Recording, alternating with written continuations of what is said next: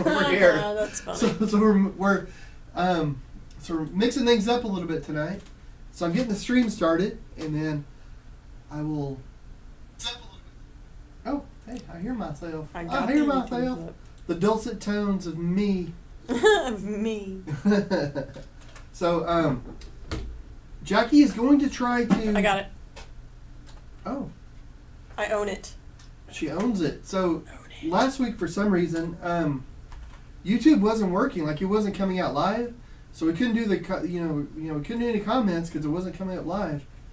This week, it sounds like she has it. So she owns it. We'll see how long it lasts, but I at least see it right now. Okay, here we go, guys. Okay, I'm gonna run over there so I can magically appear in a second. Ooh, fancy pants.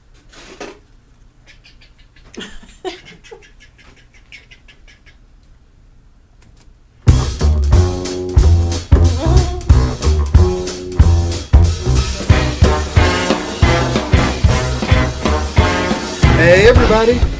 Welcome, welcome, welcome. Welcome to Tuesday. It's Tuesday. Yeah, and brace yourselves. I'm in a different spot. I'm standing. Yeah, so we're crossing our fingers that none of the equipment explodes. Yeah, you never know. Moved it. You never know. And it's kind of weird because Jackie is over here, so she gets to stare at my butt the entire time. Yeah. So I don't know if that's an advantage. It's the best view. Yeah, there we go. I'm not sure if that's a boon, an advantage for her, or she should be getting hazard pay. But either way, this is the way it is. Pay. Here, let me see if I can show you guys. Hey. Hey, You should warn somebody. Is this back where it should be? Yes. Okay, cool. And you should warn somebody about like switching cameras around. I have pajama pants on. Oh. Well, now you know. We're living in COVID times. You only need to dress from the top up. That's right. I have no response to that. But tonight, I'm excited about tonight. Not only because of the pajama pants, but we're going to be pouring resin. Here, let me show you. You know, we started this painting last time, right here. So, and it's really thick paint. So we have this nice thick sort of texture on there, and this texture is like this thick in places. So I don't know. I'm not sure if I'm putting my fingers where it should be, but anyway, it's thick. It's really, really thick, and it's sort of a matte finish. Now the idea was to pour resin, to have a resin sort of thing going on, like a painting. So it's regular, like thick paint mixed with resin. So you get like glass with this mountainous sort of paint. And that's what we're going to do tonight. So last week I worked on the thick part of the painting. Tonight we're actually I'm going to show how I work with resin. Jackie has some tips and stuff for resin, but how to mix resin so that it works every time you use it. Sometimes whenever you paint with resin or you use resin, even if you don't want to paint with resin, but like you want to cover a top, you want to make some different kind of crafts or art with it, there's ways to be able to do it so it works every time, and ways to get the bubbles out and all that kind of fun stuff. So we'll go over all that, and also how I color the resin and some other ways you can do it. Yeah, it's fancy. Yeah, we'll actually finish the resin, this piece here, and you never know with this stuff, like I put in the description, there's a good chance I might resin myself to the table. I mean, you probably will. Yeah, it wouldn't be the first time I've stuck fingers together or something. So yeah, Well, Ron Captain joins us and says, "Hey, hey Bramblets, hey, thanks for joining us." And Kate joins us and says, "Wow, it looks great from last week." Thanks for joining us. Well, thank you, Kate. And Erin has joined us, says, "Hello, John and Jackie." And Linda is with us again and says, "Hope you had a fun birthday, Jackie." Thank you. Oh, that's sweet. I did. I had a great birthday. Oh, I'm so glad to hear that. That's awesome. I was surprised with a original, and I don't anybody out there that knows that's friends with me on social media, but John got me an original 1977 Kenner Chewbacca plush. So it sounds nerdy, but it's basically a stuffed animal of Chewbacca that they came out with, when the movie was coming out. So it's like the original version of a plush doll, which is so, popular nowadays. So I was pretty stoked. Oh, that's right. I'm glad you liked it, darling. Thanks. I'm so glad you liked it. Yeah, it is. Yeah, it's funny. We were at my parents' a week or two ago, and they were going through their shed. They had a bunch of stuff from my childhood in it.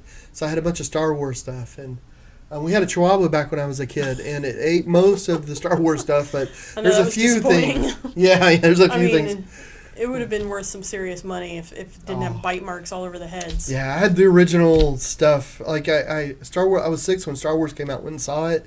Started getting the toys just right from the very beginning, and I kept it. Like everything was in great shape. And then we ended up getting that dog when I was a little older, and it chewed all the heads off the things. But here, let me show you. Anyway, the heartache. I just can't. No, it's would have been okay if that dog had been a cool. Oh shoot. Oh, sorry. That was my scale. We're going to be using that scale here in a minute. Here, let me show you something really quick. And I don't know how well this is lined up or anything. Is that okay? Yeah, you can move it up a little bit. Sorry. So this is a resin painting that I've been working on in the studio. It's a commission. And I haven't shared it yet. Or no, we did today. But it's a wine painting, and it's all the flavors of the wine. So I wanted to show this really quick. This is something that I was literally just working on yesterday. But it's one of the great things about resin is that you can get this flowing color, and it's really cool. But you can also use it to actually paint with. So that's what I've done here. And this is several different layers. On this painting, there's a really thick stuff, kind of like on the painting I'm working on tonight. So, I was working on the grapes with a paint knife, at the bottle with a paint knife, the glasses, and that we have here, there's cheese down here. All of that's really thick so you can touch it. But then where the swirling color is, which is actually the flavor of the wine, is glass-like. And it's, so it's more like a liquid. And I just love that, where you can combine those two things together. So this is sort of what we're going to work on tonight. I just wanted to give this a show. The techniques, at least. Let me put this back real quick. Well, Owen has joined us and says hello, and said, hey, "Wow, Owen. the oils look really look so realistic." And Brent Fry joins us, says, "Howdy, y'all," and Elizabeth joins us and says, "Happy belated birthday, Jackie." So, thank you. I'm all of 29 forever. I'm okay with that. I'm Well, okay with that. If you're 29, then that's got to make me like 36. 28, I think. Oh please, let's not make it completely unbelievable. Owen asks, "Is resin like a paste?" No. That's a very good question, Owen. It's actually it's a liquid, so it's flowy, but it's kind of thick. I don't know. Well, it also depends on the temperature. Yeah. Because it can be more liquid, or it can be thicker, like pancake batter, but it's very clear. Yeah, it's like pancake batter. I mean, if you're doing it properly, I would say it's like a pancake batter and clear. Yeah, and that's a very good question. And actually, here I'll show you exactly what it looks like. Here in a second, I'm going to mix it up. One of the tips about the resin is that it's good to let it sit for a little bit before you start working with it. So I'm going to mix it up while I get the canvas ready so it can sit a little bit. But here, let me show you how I do this. So with resin, there's two different kinds of resin. Here, let me show you. So I use it. I'm sorry, Ron Captain said it's like more like a clear glue. Yeah, so yeah. Yes. Yeah, it's like a clear glue, and this is acrylic art resin. So I paint with acrylic paints, and I use different acrylic mediums. And for me, I kind of use the acrylic resin just as another medium. I use mediums to make the paint really thick, really hard, to work like clay, to be able to work like oil paint. I can make the acrylics feel just like oil paint, which is so cool. And and make it like modeling paste and make it so hard you can carve it. Well, you can use acrylic resin too and make it a whole different kind of medium. So here it is, and it's a part A, part B. It's a 2-part resin. Now with the resins, you have to kind of check them because some of the resins, you measure by weight, and others you measure by volume. I prefer the ones that you can measure by weight because it's just easier for me. I have a scale right here that talks to me. Usually. Oh, there she goes. Okay. So she talks to me. Here, let me see. Talk to me. Okay, so I don't know. So hopefully you can hear that. So I used to have a scale then. She had a crazy accent, but my bathroom scale's got a British accent, and she is evil. She's so mean. hate relationship up in that place. Yeah, really. Well, Aaron, well, first Owen asked, is it expensive? Yes. Yes. Sorry, Short answer, it is. Yes. But I mean, it is like I don't remember how much this was. I'd have to look. Okay. I should have looked that up. I know how much it is. Oh. It's okay for those 2 jugs that John has. It was $120. Now it does go far depending on what you're doing. So if you're doing like thin layers over things, I would say it goes pretty far. But if you're doing, some people make full on sculptural pours that like the majority of it is resin, then it's kind of crazy. That's why that art is so expensive. But it is pricey, and especially when you're learning it, you're doing a lot of trial and error, so it can be a bit much. Yeah, and this makes a gallon. So a gallon of it's $120, which is a lot.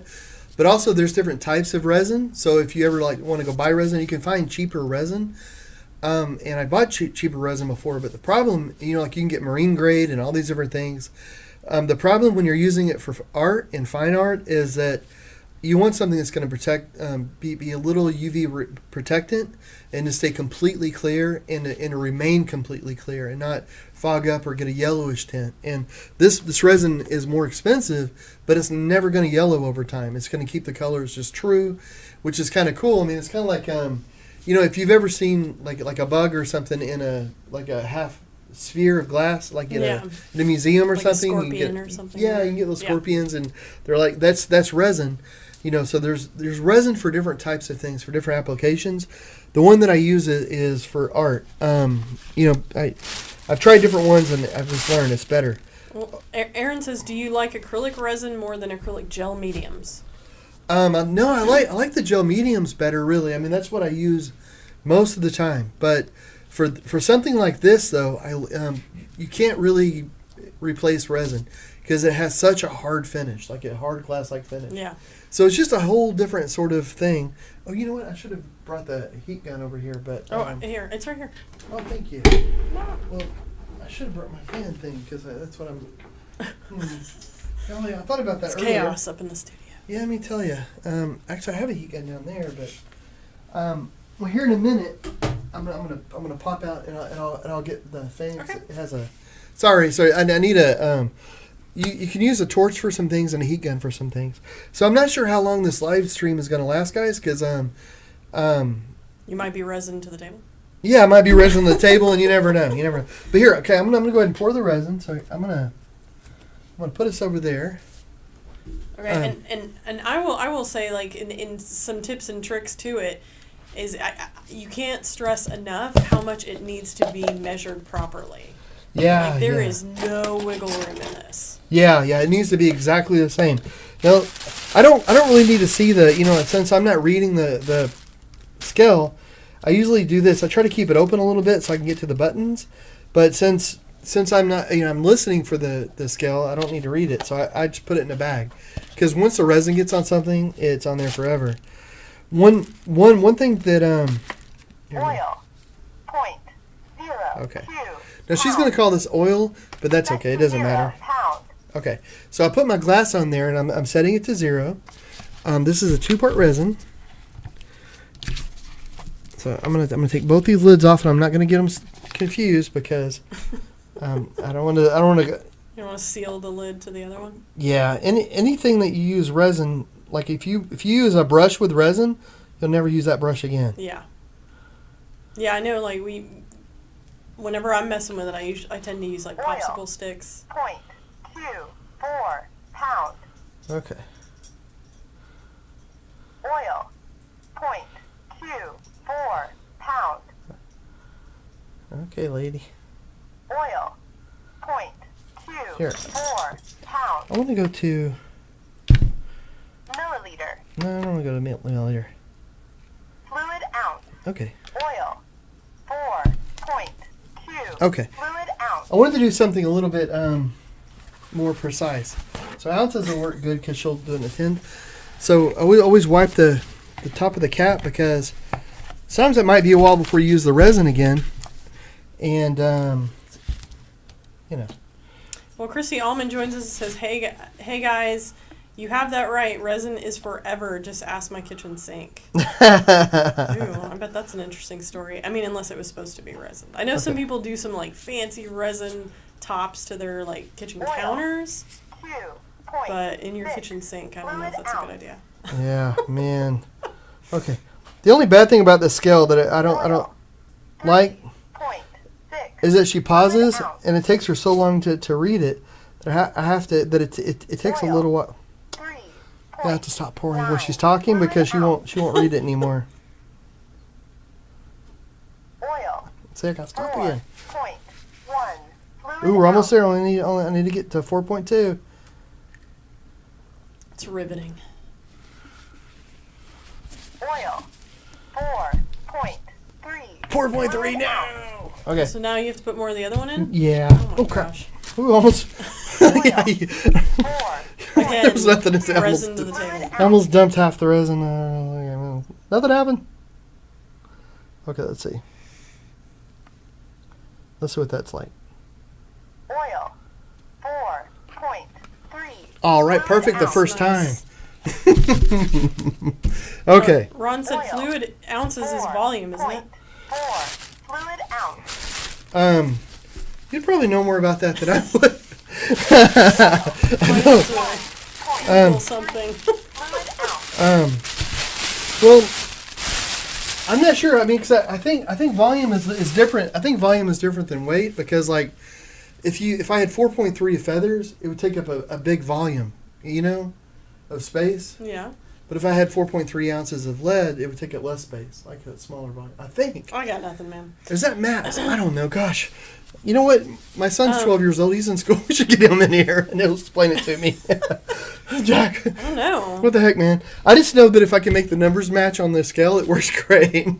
Well, Christy Allman says, speaking of her kitchen sink, I was really tired the first time I used it, so I tried to clean the cups. Not one of my finer moments. Oh. So here, I've got the two resins. So what I'm going to do is I'm going to pour. I'm just going to pour it in there. You're going to pour one into the other, right? Yeah. So I'm going to pour it in there. One of the reasons, like one of the ways that people will mess up the resin is that you don't get the measurement right, or they don't mix it well enough. So I want to try to get as much of this. This is the part of it you got to be really, really patient. And I know resin's expensive. If so, you think, well, I don't know if I want to use it with my artwork. One of the really cool things about resin, though, is that it's really big in the art world. I mean, it's paintings that you do resin because it's costs more. Very often you'll see artists, if they're using big amounts of resin, they'll charge more, because its materials are more. But I don't know. I don't usually use that much. So it doesn't really make my paintings cost more, but I know some artists do that. I don't know. Like if I'm using oils or acrylics or resins or whatever, I don't usually adjust the painting price. Okay, so I will say if you'll hold that up to the camera. I'm sorry. Like everybody on the camera should be able to see that it's got this sort of like milky, weird look to it. Does it really? Yeah. So one of the hints to resin is to mix slowly because you don't want to like stir it and get a lot of air bubbles in it. But to mix it really slowly, and then you want to mix it and mix it and mix it until that weird milky swirl is gone. Yeah, so I'm just going to mix this here. And you just mix it slowly, and a big thing also is to get you want to go around the edges and get everything off the edges and off the thing you're mixing with. Yeah. Because, I mean, at least what I've experienced is, I mean, the slightest bit you are off on the measurement, it can cause a weirdness in how it cures. Yeah, and for me, it's almost second nature now. Like I've worked with resin for so long, for so many years, that it's one of those things where if you go slow, it'll actually go faster. You won't mess up. So this is the part of the whole process where you really want to go slow. You want to work in an area that has a normal sort of temperature. You don't want it to get crazy hot. You don't want it to get too cold either. So you want it to be like at a regular kind of room temp all the time that it's curing. Because if it doesn't, that can cause some problems. It won't every time.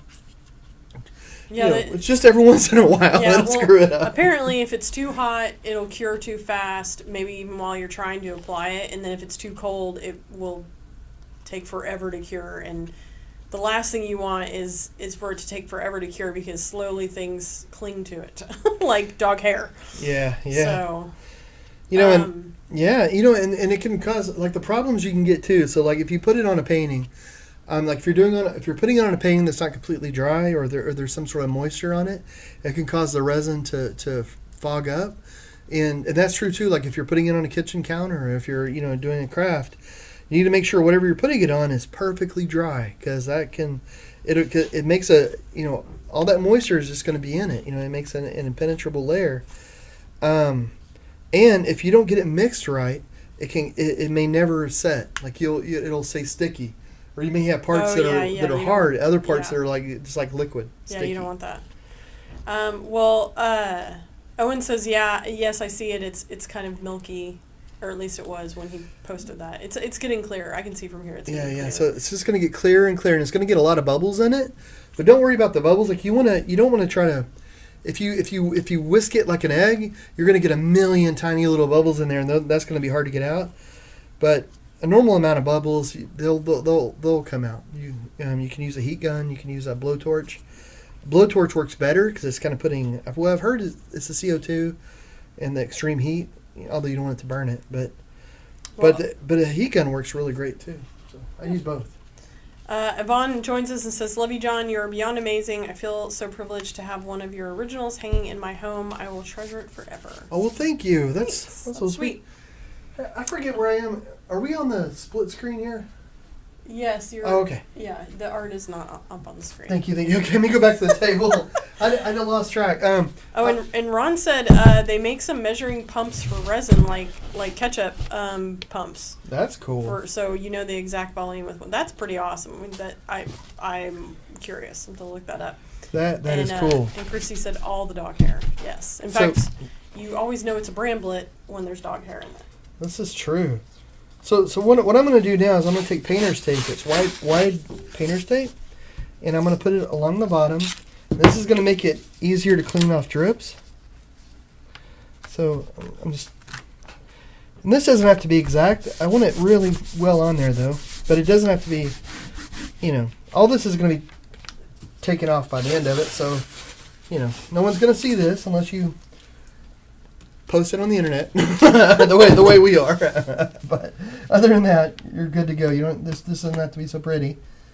But the reason that I do this is because a lot of times with resin, if you've noticed, it'll have drips. If you've ever worked with it, or if you've ever been to a restaurant or a bar, seen a bar top, and they have like little droplets that are just like frozen on the edge underneath. Yeah, you can feel them underneath. Yeah. Yeah. That drives me a little nuts. If you do this, you won't get that. So, pro tip, guys. Whoa. Uh-oh.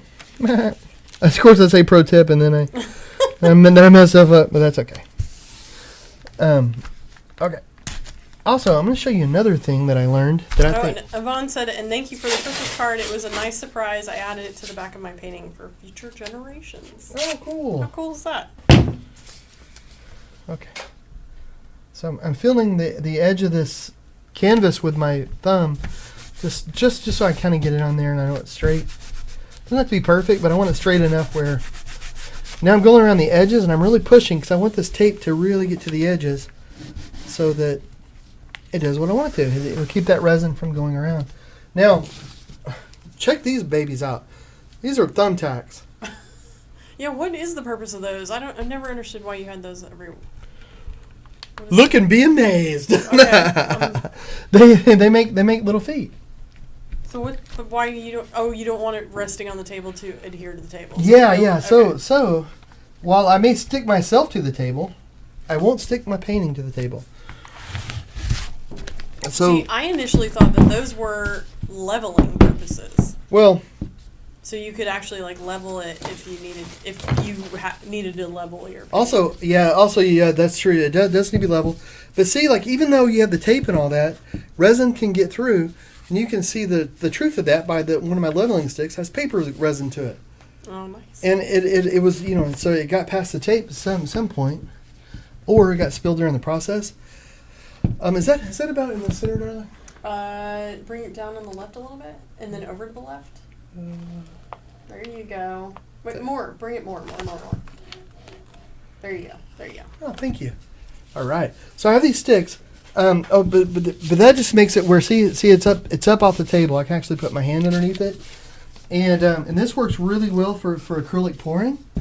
So anything where you might have your paint like going off the edges and it might adhere it to something, putting those thumbtacks. You don't even need these giant thumbtacks. Little thumbtacks will work great.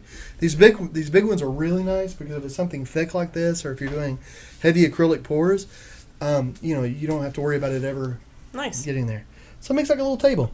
Now I put the wood under these two edges because I know from experience of using this table that this whole room is slanted a little bit going one way. Because we're in the garage. Yeah. This used to be a garage and it was converted to a studio probably in the 1980s. Well, second living room, yes. Yeah, it was made to a second, yeah. So, but anyway, yeah. So, and when we made it to a studio, and then, so it's got a slight slant. It's easy for me to say. It's a tight tent. So, okay, I'm going back to the resin. I'm pouring it more. Now, you only have a certain working life for this. Actually, before I get all resiny, I'm going to run real quick and get that. Oh, the fan? Yeah, the multi. Yeah. Okay, cool. So with the resin, I would definitely suggest making sure you're in a regular room, the temperature, like a room temperature style room. Nothing too cold or too hot. And then mix it slowly and make sure it's completely clear before you actually pour it. And I know from my experience that it's letting it sit for a little bit, even after you've mixed it, will help the bubbles come up to the top, and you can kind of like even hit it a little bit with the heat gun, and that'll make the bubbles come up to the top. The less bubbles, the better. Yeah. But usually you can combat it while you're playing with it. So. Yeah. And I've got this industrial fan. I don't know. I'm gonna knock over the mic, but so I got this big industrial fan, but it also has a multi-plug in it. And it's nice because one of the things with resin is you want to keep things well ventilated. The resin that I use doesn't put off really that many fumes, so it's one of the nice things about this too. But we have the door open, everything, and this is a nice big room, so we don't have to worry about the fumes. But when I'm done, though, I'll turn the fan on. But also, it gives me a place to plug the heat gun into. And if you're doing this at home and you have the ability to use a dust jacket, I would definitely, like some sort of covering. I know my sister-in-law, Sam, she does acrylic pours and then pours resin over them, and they are, like, spectacular. But she has a full, like, tent that she's built because they have 4 dogs. So, and she never gets anything in her paintings that I've seen. So it just works perfectly if you are getting serious about it and you don't want to mess it up, because once it is in there, it's not coming out. Yeah. Owen says, what did you use to draw the outline for the lady? I did it last week. I used what's that called? It's a golden heavy flow gel.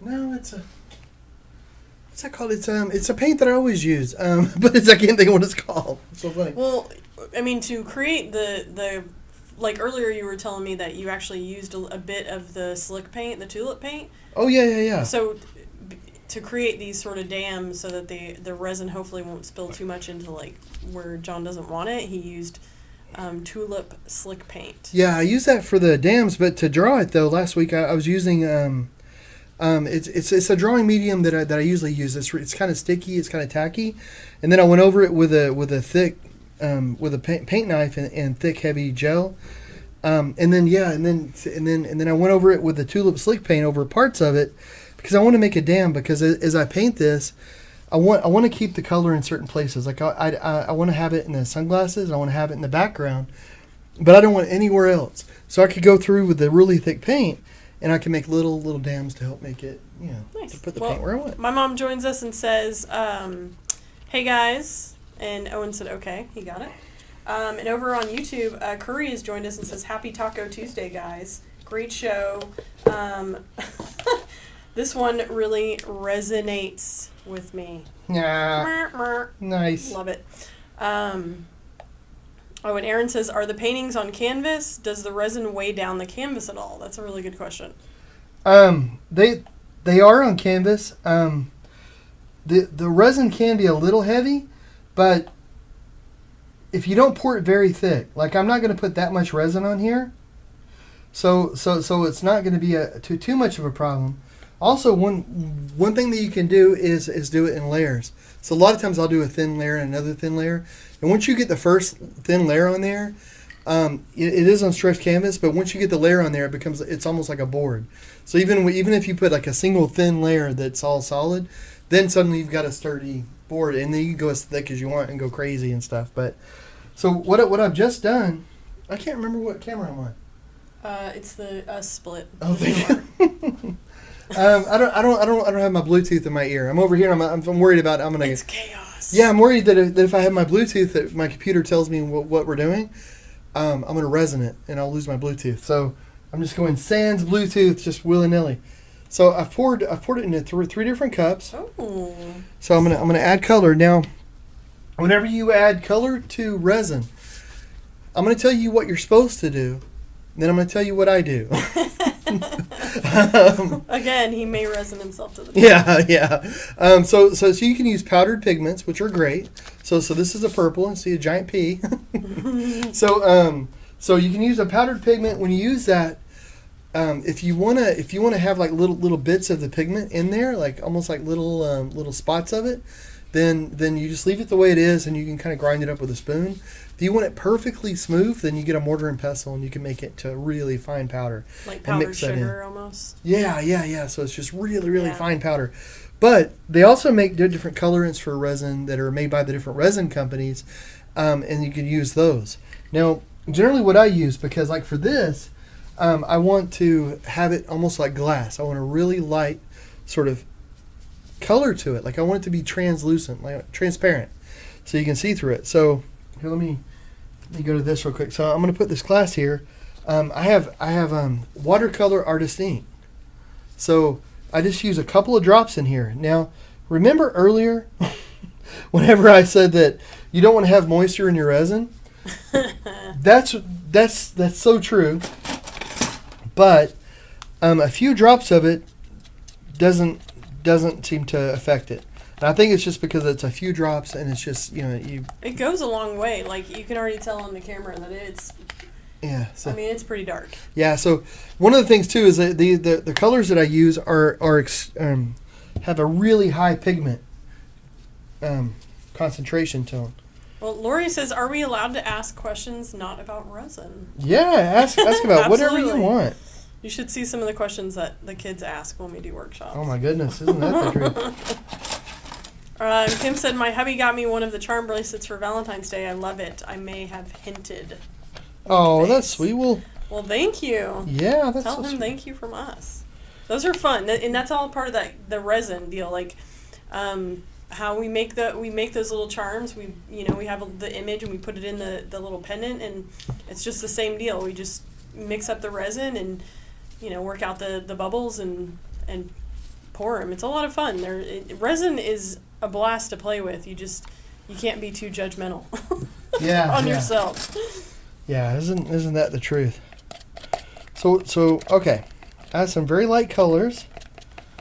In fact, I almost wonder if they're too light. What do you guys think? So here's this. That's pretty light. It's super light. When you pour that, it's gonna be really light. The blue, however, looks pretty dark. Yeah. Here, I'm gonna get some Doc Sending purple too. So I put one more drop. One of the things is that I want the colors to mix together too. So it's not just the colors I have here, but I'm mixing these colors. I basically have a blue, a yellow, and a red.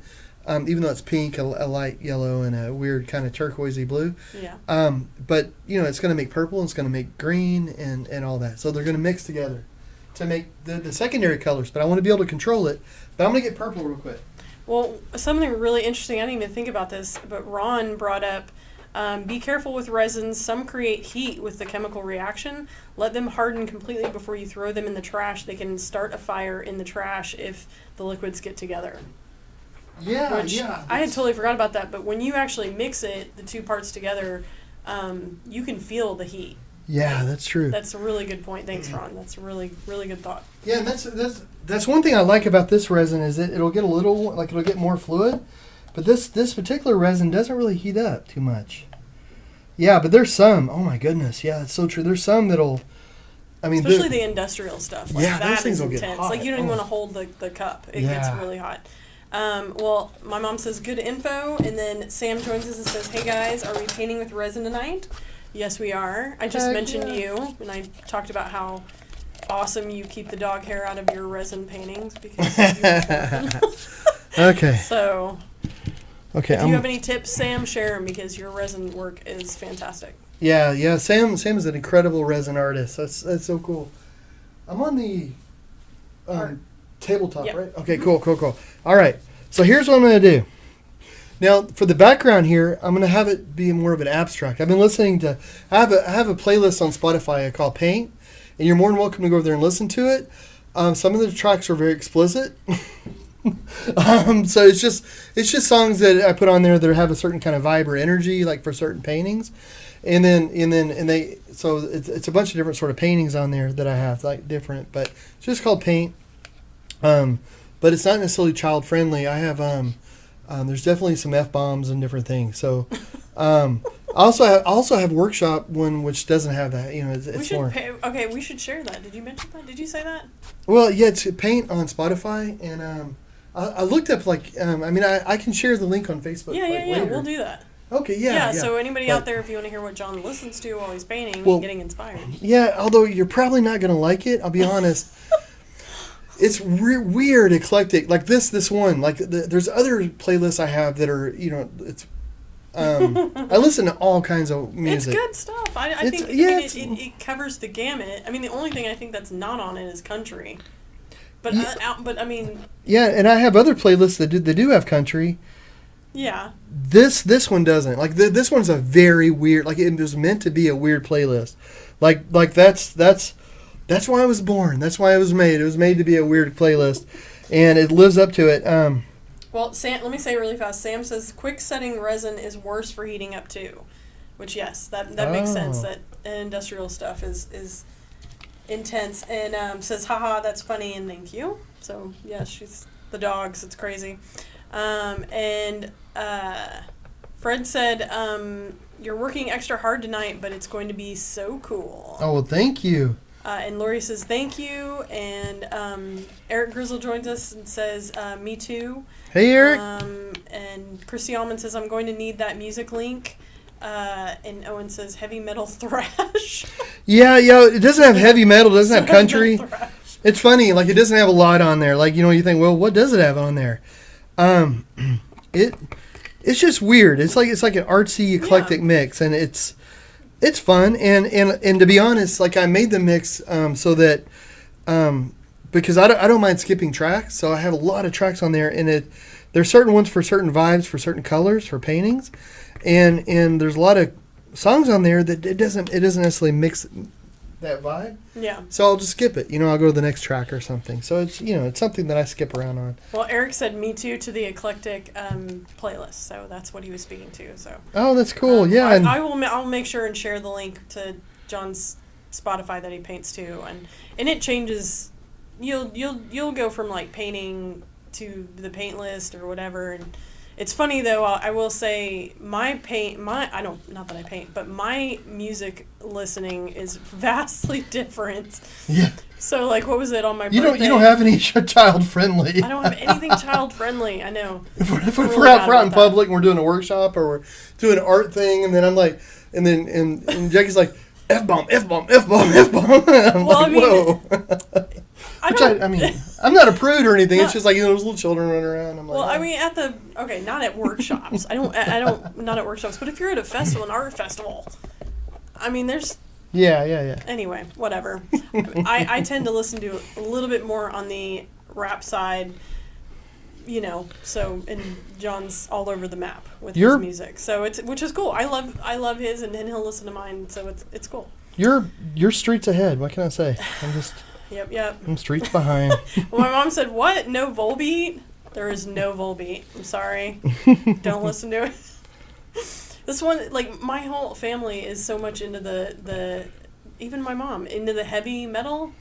I can't do it. I can't do it. Yeah, I've never been really into heavy metal either. I don't have anything against it. I just, I just don't. I can appreciate it, but it just sounds like screaming to me. But I'm sure there's bands out there where they're not screaming. They're actually saying things. So I'm sure it's... Oh, there's some that like, oh man, like Tool, like that one. Oh, Yeah, what is that one album? And like there's some Marilyn Manson. I mean, I know he's going through some weird legal stuff now, but I mean, it's like, gosh, you don't know whose songs to like from who because you don't know when someone's gonna... Sam says Slipknot. Oh yeah, Slipknot rules, which family. Oh, and Kylie has joined us. She's on her dad's phone, so hey, Kylie. She is right tonight. She is known as Tom. Oh, hello, Tom. My mom said never Slipknot. Fred asked, "Do you play the guitar on the wall back there?" Okay. So the guitar, do you play that guitar, babe? I can hold that guitar like a rock star. Like, you look good holding it. I look good holding it. I can't play it. I can play the ukulele a little bit. Yeah. But I've never really learned how to play. I have a bass guitar back there, and I have an acoustic guitar that my uncle gave me, which is really, really cool. One of these days I'll learn how to play the guitar. I was learning how a long time ago, and I was using DVDs, and it was right after I guess I lost my eyesight, and the DVDs just weren't working. And then finally with ukulele, I thought, well, I'm gonna look up like on YouTube, just look up songs. And so that worked. And one of the great things about a ukulele is that you can put it in your your suitcase. For those work meetings where you just got to jam out a little bit. When they're slowing down, you just whip out the ukulele at the board meeting. Yeah, if the board meeting is getting a little too tough, you can just whip out your axe and plug a few tunes on your ukulele. Your 1 foot axe. Ding, ding, ding, ding, ding, ding. I will say that John's pretty funny because there's always that guy when you go to camping trips who has the guitar and it's like, oh geez, but John's that guy on vacation at the beach that always has the ukulele. So it's an adventure. Yeah. Well, Sherry joins us and says hello, my friends. And hey, girl, I'm glad I'm seeing your comments tonight. It's always weird with the comments everywhere, guys. And Ron said steampunk music ? LOL. Ooh. So and Lori says, how do you pick your colors? Well, tonight I pick it from some songs on my paint playlist on Spotify. So whenever I hear color, I see music. And so I was listening to some lighter songs that were on there, and I have some, and there's quite a few that have the sort of the same sound.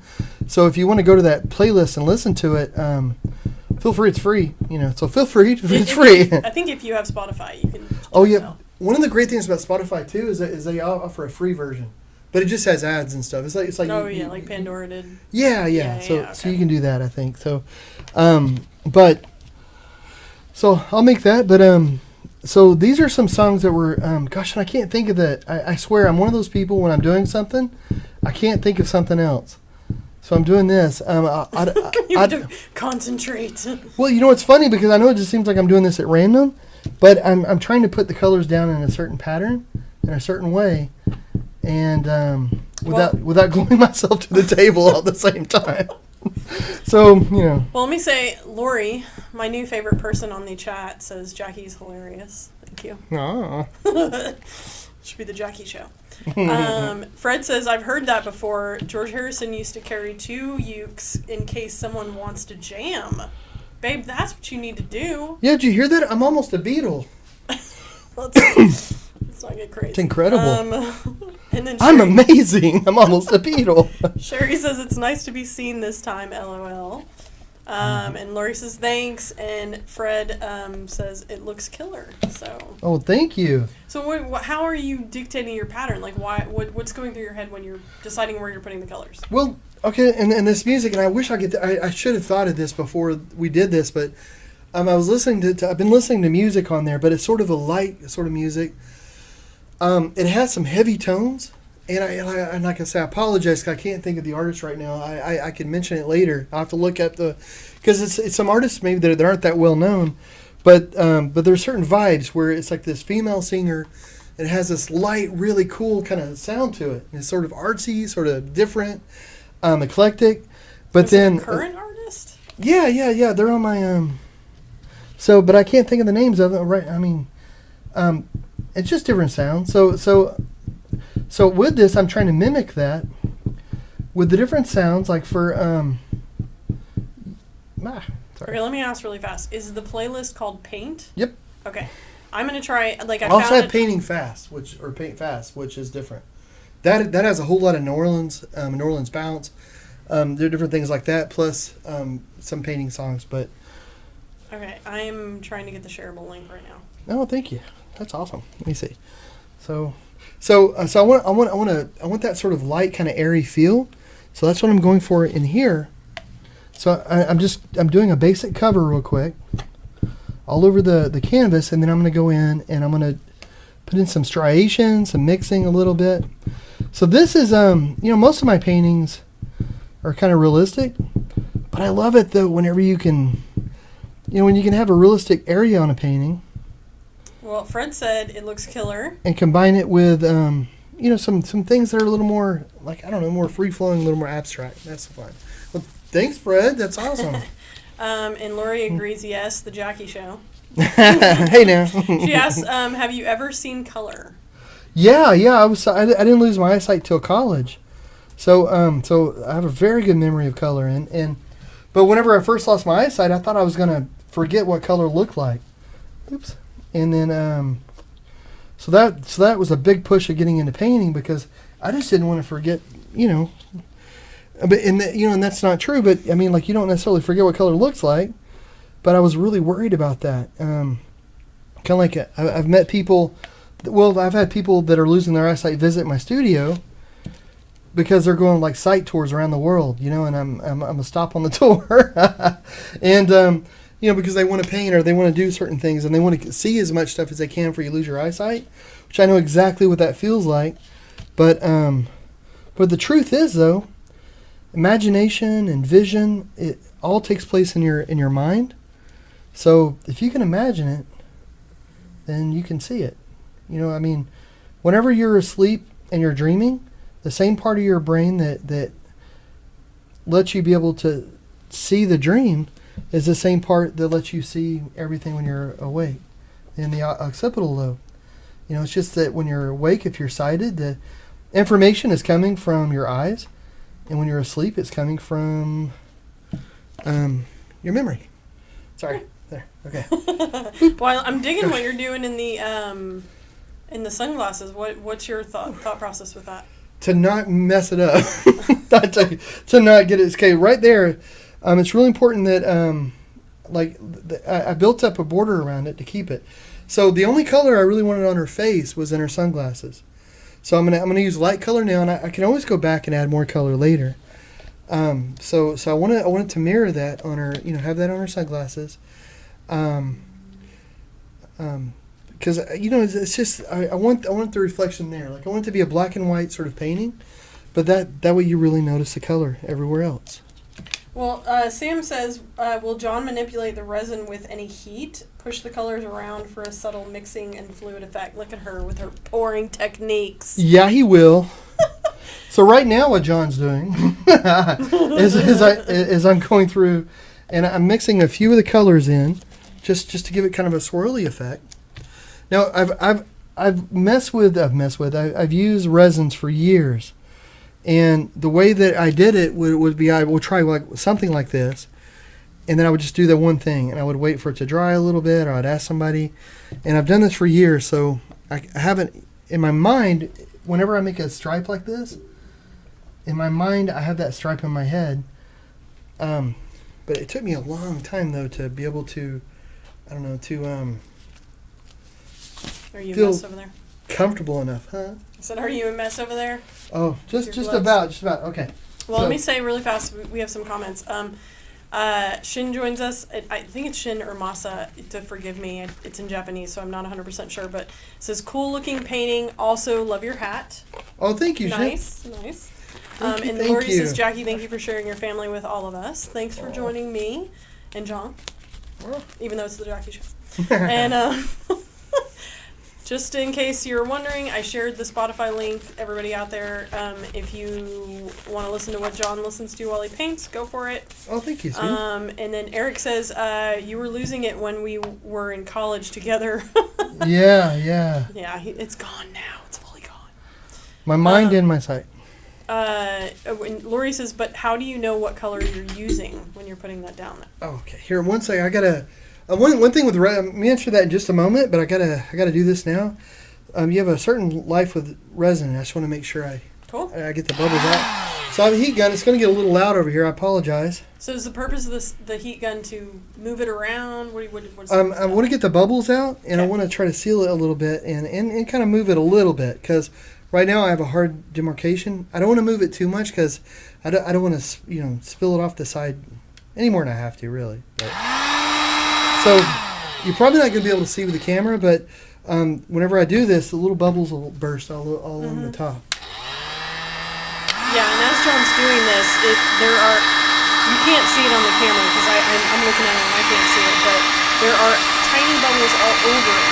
So it almost is good to do this throughout the process, because slowly over time they'll rise to the top. Like you can walk away and then 10 minutes later go back and there's bubbles again. So you kind of want to keep an eye on it and slowly hit it with the heat gun periodically. So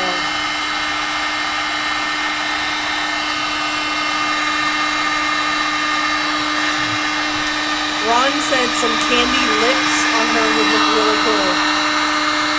Oh yeah. I dig that idea. I wondered about that, about her having bright red lips. There used to be, I can't think of his name, but there used to be that artist in the 80s that had like the black and white drawings and stuff and have the red lips. Oh yeah. He used to have like short hair with like maybe going a little crazy or something. Yeah, my brother had a poster of that dude's work. So let me do this a little bit more. Whenever you heat this up, it's also going to flow a little bit more, and it's going to make it more of a liquidy sort of texture. Okay, so I'm going to leave that for a minute. Oh, Eric said, Nagel. I can picture it on the poster. I can't. Oh yeah, that's ridiculous. That's right. Awesome. Oh, about the colors. I just kind of I only have 4 colors here right now, so for me keeping 4 colors in track is kind of easy. But I mean, because I'm just sort of used to it. But I usually keep them in a certain order. But I know, like I was placing them around. But so I braille my tubes and my bottles and everything. So this is it's a what do you call it? Turquoise. Can't think of the name. It's a blue that starts with a T. Yeah. And I'm all resiny. So I'll use that most of the time. Whenever I mix colors, I use a texture with something like this. Like if I'm working with resins or if I'm working with watercolors, it has to be more of a recipe sort of system. It's like so many drops of this, so many drops of that. When it's something like this, and I'm pouring the resin, then I just know where I put it, because it's so thick that when I first put it down, I'll wait for it to be thick enough where it's not going to just collide into each other, kind of like water. It'll keep its distance a little bit.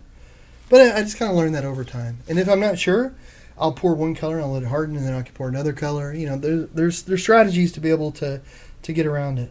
Well, it looks really cool. I will say that on the camera, at least on what I'm seeing on Facebook, is the reds. Not the reds. The pink and the yellow is a bit muted. Mm-hmm. Whereas like in person, it's really vibrant. Oh. A bit much. But that's just the cameras. That's just how it is. Yeah. Fred says, "I'm really amazed at your accuracy with no vision and a spoon." So. Oh, thanks. Way to go. It's funny with this, because whenever I drew this out in my head, I'm drawing it out like in a certain quadrant. Like I have an idea of what I want to do in the background and all. So and that's why like I position her a certain way. So from the very beginning, I had this idea that I wanted this swirly sort of idea. The yellows and stuff being around the top, and then the purple, around the edges, and around the back a little bit. but also knowing that I want to let it flow, and it's okay to let it do its own thing. So I want to let it mix a little bit, flow. One of the things too with resin is like, okay, I have it where I want it right now, but I also know it's going to diffuse a little bit. The colors are going to mix a little bit more, and that's okay. That's fine. That's I wanted to mimic sort of the music and air, and you can't. You can't chain music. It's going to bounce off every wall. It's going to go all over everything. And that's why I love to use a medium like this to depict music and emotion like that. Because if I want to have exact, precise control of where the color starts and stops, how much it diffuses and all that, you can do that with a brush, and you can have really good control, really tight control. But you miss all this, all the flowing and all that. So, being able to play around with it, be able to let yourself go in that a little bit, which for me when I first started was impossible. Like I had to know every little tiny brush stroke. I used like a size 0 brush, and I had to know everywhere the paint went. But over time, you get a little more experience with it. You know what it's doing, and you can kind of relax a little bit and let it go. But well, Owen says, reminds me of Roy Lichtenstein. He was a well-known pop artist that did comic book-like paintings. Yes, remember that. I like it. It looks cool. I dig it. And then Eric said pink lips would offset the darker glasses. That would be cool. Yeah. And Ron said, or bright red. And Lori says, wow, amazing. And then thanks for answering my question on the Jackie show. Awesome. We're just going to go with that. And then Ron said, you will have more or less diffusion with the faster or slower reacting resins. Oh. See, and that's the cool part is that you can really, play with this stuff. And, I know for me it's a hard because I like to control things quite a bit. So I like it to be neat and organized. Yeah. But there is some aspect of this that you have got to just go in realizing that you're going to have mistakes, and it's just experiments until you really get a feel for it. So, if you're willing to, play with the process, knowing that you're going to throw away the piece afterwards, then it actually becomes way more enjoyable. Yeah. So I'm taking the leftover resin for this, and I'm pouring it on this painting just because I can. Sam says, love the color palette. So thank you, Sam. You're a mess over there with that. Yeah, it's awesome. So here, I'm going to pour this on there, and then I'll show you guys what I'm doing. But I would like to just say that John has this thing. John has this thing where he keeps all his palettes, all his throwaway paint. He keeps all of it. In fact, it is everywhere. It's all over the doors. It's all over the walls. It's literally. I'm sitting next to it. It's literally. Oh no, that's going on the door. It's just, I know. Oh. I know. I know this. It's literally just dried paint, and he insists on keeping it. I don't know why. I don't know if it's a hoarding tendency that we have therapy sessions about, but it's everywhere. So well, I used to throw those away, and I thought, that makes kind of an interesting thing to decorate with. So that's what I started doing. So like this extra resin, I'm putting it on here, and I can just make some interesting sort of things with it. So I'm gonna put this over here. Because it's there, you might as well use it. You might as well experiment with it. So, and the thing on the door, I just did that because I don't know. I thought it'd be interesting. Let me get this off here real quick. Well, Ron says, I love the way it started flowing more in just the last few minutes. So, yeah, it will definitely move around, and you can walk away and come back 15 minutes later, and it'll almost feel like a totally different painting. Yeah, and if I don't heat it up with a heat gun like that, if I don't really let it go, it won't flow like that. Now, if I want to set it right now, I can, but I can use a torch. I can go around the edges. I can go anywhere that I don't want it to move, and I can heat it up to the point where it starts to harden, and then at least in those areas I could freeze them. But I don't really want to do that with this one because I want it to flow. I want it to start getting this cool sort of effect. And then I might go in and put a second layer on it. I might not, if I want to darken it. But the thing with it, I wanted to go really, really light because it's easy to go light, it's easy to go dark. But once you go dark, it's hard to go back to light. You've got to use white. Yeah, that makes sense. So it's better just to start light. And I think I might like that for this one. I didn't want it to be a heavy painting. You know, I wanted her to be cool, I wanted her to be striking. And for her with the black lines and the white to be striking, I think you need that sort of light background. Yeah, I dig it. Well, speaking of your crazy palette collection, Curry says it's like roadies for a band keeping a giant gaffer's tape ball for leftovers after shows on tour. Yeah. See, cool. No, let's not encourage him. Let's not encourage him. Well, no, but I had the door half covered, and it's really cool. I've heard people go like, oh, neat. Okay. Anyway. Just wait until we open our gallery. There you go. It's gonna be crazy. Worth millions. Well, Anyway. I mean, like, the decorations are gonna be crazy. Oh, we're using his sticker. Oh, okay. Cool. It's gonna be crazy. Well, awesome. Well, so I assume you're letting that dry at this point. Yeah, and we don't have a game tonight because I'm standing, and I can only do one thing. True. At a time. True. Now the computer's back there, and I was on my Resin-y. But no, yeah, I got to let this dry. But I just wanted to show this technique of using resin. There's also some other things that I do with resin where I can pour it out and then I can mold it and I can heat it up and I can change it and do some interesting things with that. And we might get into that one of these days. But yeah. So February is all about techniques. Every week we're going to try a new one and show you guys at least how John does it, or glues himself to a table. So we'll see what next week is. Eric says she's awesome. I'd love to see an absinthe-inspired painting or series, colors, themes, or literal. Great show. I did one painting that was inspired by absinthe. It's called The Green Fairy, and the model Taylor was a art assistant. Yeah, we had her for a bit. Yeah, she's a great artist herself. So. Yeah, they just had a new baby, I think. Yeah, and Valerie says good recycling, LOL. Thanks for joining us. And Lori says thank you. You both are great. And Fred said good show. So thanks so much for joining us. It's been fun. I should say really fast. Linda Brown says I want a color palette. No, cool. Yeah, maybe we should put that on the website. So. Yeah, really. Yeah. But we do it every Tuesday, 8 p.m. Central. Join us. If you have a technique that you want us to explore, let us know, and John will try it. Yeah, I'll give it a try, and tomorrow we'll post a picture of this painting how it stands now. It'll be dry by tomorrow, and then we can actually get a good photograph of it.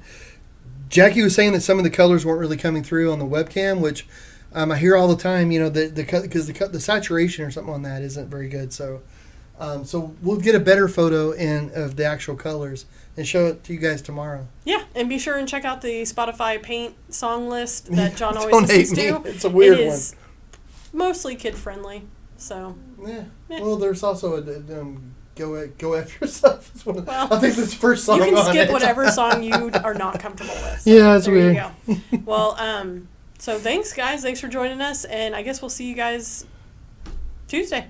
Have a great week, guys.